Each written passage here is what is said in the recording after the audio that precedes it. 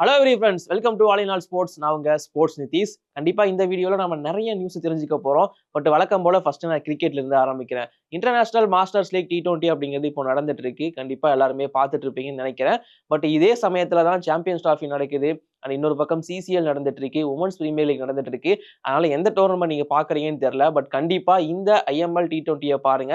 நேத்து நடந்த போட்டி இந்தியா மாஸ்டர்ஸ் வெஸ் இங்கிலாந்து மாஸ்டர்ஸ். ஃபர்ஸ்ட் பேட் பண்ண இங்கிலாந்து மாஸ்டர்ஸ் அப்படி இப்படின்னு போராடி 132 அப்படிங்கிற மாதிரி அடிச்சிருப்பாங்க. அண்ட் முக்கியமா இந்தியன் பவுலர்ஸ்ல தவால் குல்கர்னி அண்ட் பவன் நேகியோட பவுலிங் வேற லெவல். பவன் நேகி அப்படியே இருக்காரு, நம்ம முன்னாடி சிஎஸ்கேல பார்த்த அதே நேகி அப்படியே இங்க இருக்காரு.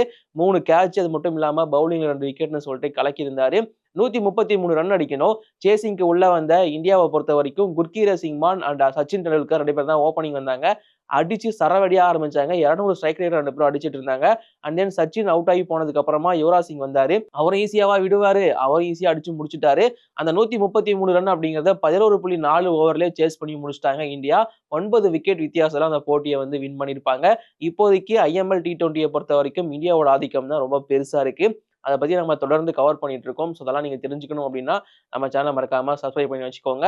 அண்ட் தென் நம்ம அப்படியே ஹாக்கி பக்கம் வந்தோம் அப்படின்னா FIH ப்ரோ லீக் இப்போதைக்கு நடந்துட்டு இருக்கு. ஸோ அதுல இந்தியா மென்ஸ் டீம் இங்கிலாந்துக்கு எதிராக ஒரு தோல்வி அடைஞ்சிருந்தாங்க. பட் இன்னைக்கு நியூஸ் அது கிடையாது. அதை விட ஒரு செமையான மொமெண்ட்டை இந்தியா உமன்ஸ் கிரியேட் பண்ணியிருந்தாங்க. இப்போதைக்கு world number 1 and Olympic also world சாம்பியனா இருக்கிற நெதர்லாந்து டீமை பீட் பண்ணியிருந்தாங்க இந்தியா உமன்ஸ். ஃபர்ஸ்ட் இனிஷியல் டைம்ல வந்து பாத்தீங்கன்னா 2-2 அப்படிங்கிற மாதிரி போட்டி டையா இருந்துச்சு. அதுக்கப்புறமா ஷூட் அவுட்டுக்கு போச்சு. ஸோ அதுல வந்து பாத்தீங்கன்னா இந்தியா 2-1 அப்படிங்கிற மாதிரி வின் பண்ணியிருப்பாங்க.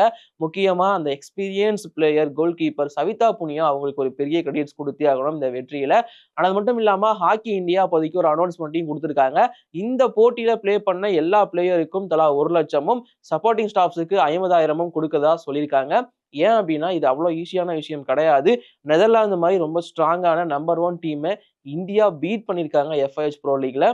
ஸோ அதற்காக தான் இந்த விஷயத்தை வந்து அனௌன்ஸ் பண்ணியிருக்காங்க ஹாக்கி இந்தியா. அண்ட் அப்படியே சாம்பியன்ஸ் டிராஃபி 2025 பக்கம் வந்தோம் அப்படின்னா, ஸோ நேத்து நடக்கிறதா இருந்த போட்டி சவுத் ஆப்பிரிக்கா வெஸ் ஆஸ்திரேலியா. நான் ரொம்ப ரொம்ப ஆர்வமா எதிர்பார்த்துட்டு இருந்தேன். பட் அதே அளவுக்கு மழையை எதிர்பார்த்துச்சு போல. ஸோ அதனால ரெயின் வந்து அந்த போட்டியை வந்து கொலாப்ஸ் பண்ணிருச்சு.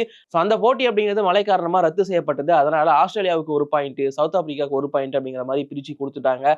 ஸோ இன்னைக்கு நடக்க போற ஆப்கானிஸ்தான் வெஸ் இங்கிலாந்து போட்டி ரொம்ப குருஷியலான ஒன்று. இங்கிலாந்து இதை வின் பண்ணிட்டாங்கன்னா அவங்களோட பிளே ஆஃப் சான்ஸ் ரொம்ப பிரகாசமா இருக்கு அப்படின்னு தாராளமா சொல்லலாம். ஸோ பண்ணுவாங்களா இல்லையா அப்படிங்கிற உங்களோட ஒப்பீனியனை கீழே கமெண்ட் பண்ணுங்க. எனக்கு என்னமோ ஆப்கானிஸ்தான் தான் அந்த பிளே ஆஃப் ரேஸ்ல இருக்க போறாங்கன்னு தோணுது இன்னைக்கு இங்கிலாந்தை பீட் பண்ணி.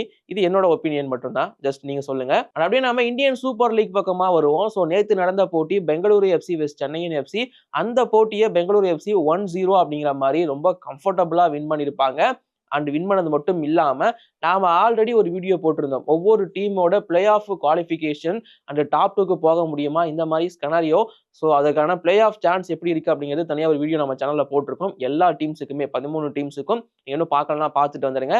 அதுல நான் மென்ஷன் பண்ணியிருந்தேன் பெங்களூரு FC வந்து குவாலிஃபை ஆகணும் அப்படின்னா 3 பாயிண்ட் அவங்களுக்கு இருந்தா போதும் அப்படிங்கிற மாதிரி. ஸோ இந்த போட்டியை வின் பண்ண காரணமா அவங்களுக்கு அந்த 3 பாயிண்ட் அப்படிங்கிறது கிடைச்சிருச்சு.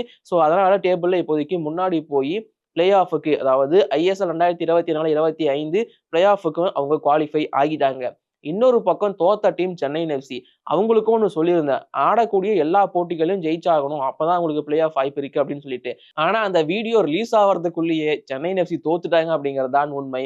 ஸோ இப்போதைக்கு சென்னையின் FC தங்களோட பிளே ஆஃப் வாய்ப்பை இழந்துட்டாங்க. போன வருஷம் அப்படி இப்படின்னு போராடி டாப் 6ல இடம் முடிச்சு போயிட்டாங்க. பட் இந்த டைம் அது கூட கிடைக்கல சென்னையின் FCக்கு. ஸோ அவங்க பிளே ஆஃப் ரேஸ்ல இருந்து அவுட். ஸோ இதுக்கப்புறம் அவங்க பிளே ஆஃப் போக போறது கிடையாது இந்த சீசன் 12ல பார்த்துக்கலாம். பட் இப்போ எல்லாருமே திரும்பவும் பேச ஆரம்பிச்சிட்டாங்க. முக்கியமா அந்த பெங்களூரு FC போட்டி தோத்ததுக்கு அப்புறமா ஓவன் கோயல் பண்ண ஒரு சில விஷயங்கள் வந்து பெருசா யாருக்கும் பிடிக்கல. ஸோ ஆப்போசிட்ல இருக்கிற கோச் கிட்ட போயிட்டு ஒரு மாதிரி நடந்துகிட்டதா இருக்கட்டும், அவர் பேசின விஷயங்களா இருக்கட்டும், இது யாருக்குமே பெருசா பிடிக்கல. அது மட்டும் இல்லாம நிறைய பேரு நீங்க தப்பா ஓவன் கோயல் இந்த சீசன் பிளே ஆஃபுக்கு கூட்டு போவாத ஒரு கோச் ஓவன் கோயல். ஸோ அவருக்கு எப்படி நீங்க எக்ஸ்டெண்டட் கான்ட்ராக்ட் கொடுத்துருப்பீங்க அப்படிங்கிற மாதிரிலாம் சென்னை FCயை பார்த்து கேட்க ஆரம்பிச்சிட்டாங்க. பட் எனக்குமே அது புரியல. ஸோ ஓவன் கோயல் இப்போதைக்கு சக்சஸ் கிடையாது, அவரோட பழைய பீக்ல கிடையாது. ஸோ அப்படி இருக்கிறப்போ சென்னை FC அவரை தான் கண்டினியூ பண்ண போறதா சொல்லிட்டு இருக்காங்க. இதெல்லாம் எங்க போய் முடிய போகுதுன்னு தெரியல. அண்ட் இப்போ அடுத்த சீசனை பத்தி தான் யோசிக்கணும். பட் அதுக்கு என்ன பண்ண போறாங்கன்னு எனக்கு தெரியல. சென்னை FC கம்பேக் கொடுக்கணும் அப்படின்னா ஸோ எல்லாத்தையும் சரி பண்ணி ஆகணும். அண்ட் முக்கியமா நிறைய விஷயங்கள் மேனேஜ்மெண்ட்ல இருக்கட்டும், ஸோ டீம்லயா இருக்கட்டும், கோச்சிங் டிபார்ட்மெண்ட்லயா இருக்கட்டும், நிறைய இஷ்யூஸ் அப்படிங்கிறது போயிட்டு இருக்கு. ஸோ இதெல்லாம் எப்படி சரி பண்ண போறாங்கன்னு தெரியல. ஸோ நீங்க சென்னை எஃப்சிக்கு ஒரு அட்வைஸ் கொடுக்கணும் அப்படின்னா அது என்ன அட்வைஸா இருக்கும்? அண்ட் ஓவன் கோயல வச்சுக்கணுமா இல்ல ரிலீஸ் பண்ணி அமுச்சிடணுமா? ஸோ உங்களோட ஒப்பீனியனை மறக்காம கீழே கமெண்ட் பண்ணுங்க.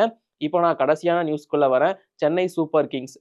சென்னை சூப்பர் கிங்ஸ் தங்களோட ப்ரீ சீசன் கேம்ப் ஆரம்பிக்க போறாங்க அப்படிங்கிறத நான் முன்னாடி வீடியோல சொல்லியிருந்தேன். அந்த வகையில இப்போதைக்கு ஒரு சில பிளேயர்ஸ் வந்து சென்னை வந்து சேர்ந்துட்டாங்க. ஸோ சப்போர்ட்டிங் ஸ்டாஃப்ஸும் ஒரு சிலர் வந்திருக்காங்க. ரசல் டீம் மேனேஜர் அவர் தான் வழக்கம் போல சிஎஸ்கே ப்ரீ சீசன் கேம்புக்கு ஃபர்ஸ்ட் வந்த ஒரு ஆளா இருக்காரு.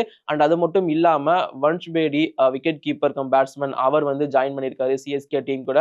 அது இல்லாம கலீல் அகமது அண்ட் கமலேஷ் நாகர்கோட்டி அவங்க 2 பேரும் வந்து ஜாயின் பண்ணிட்டாங்க.